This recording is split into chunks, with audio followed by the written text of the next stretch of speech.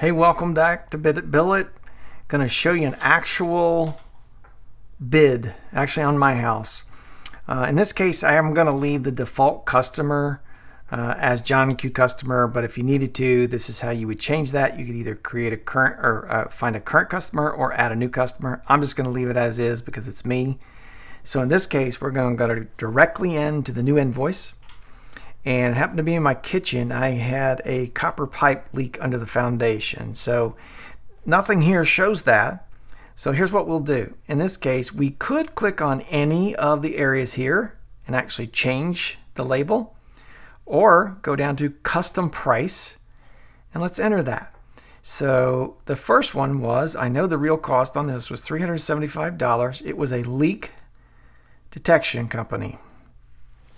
So they came out and found the leak for $375.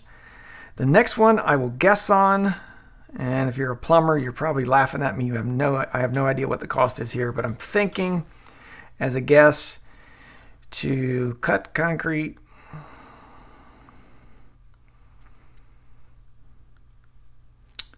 and repair copper pipe. I'll say it's $350. I have no idea because I actually did it myself.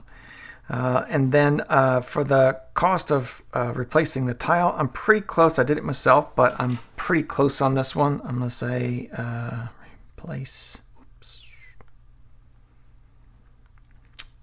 5 tiles and grout.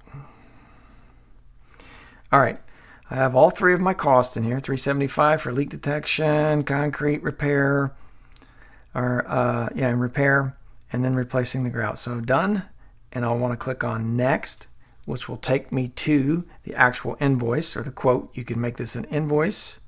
In this case, that's what it is. And you can print or email at this point. That's it. That's all you need to do. So I'm going to go ahead and click on email. And look at this.